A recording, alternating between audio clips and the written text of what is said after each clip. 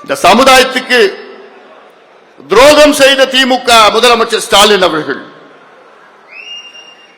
முன்னாள் முதலமைச்சர் எடப்பாடி பழனிசாமி அவர்கள் வன்னியர்களுக்கு 10.5 விழுக்காடு இடஒதுக்கீடை வழங்கினார்.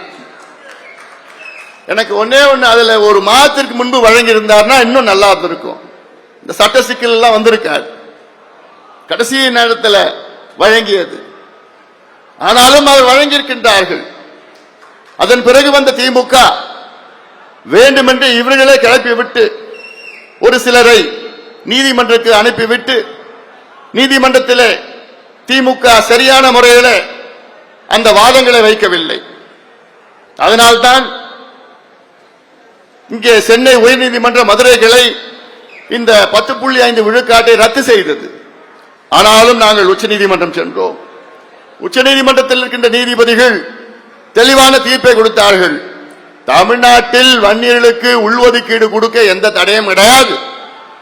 அதற்கு தமிழ்நாட்டிலே வன்னியர்களுக்கு உள்ஒதுக்கீடு கொடுக்க அதற்கு சாதிவாரி கணக்கு நடத்தணும்னு அவசியமும் கிடையாது.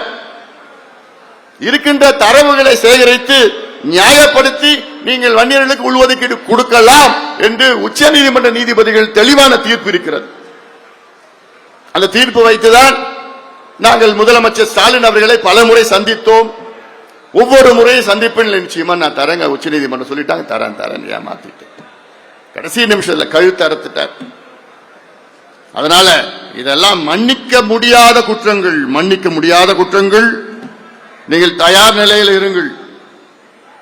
திமுக ஆட்சியை அகற்றுகின்ற நேரம் வந்துவிட்டது. ஊழல் ஆட்சி, கொடுங்கோல் ஆட்சி.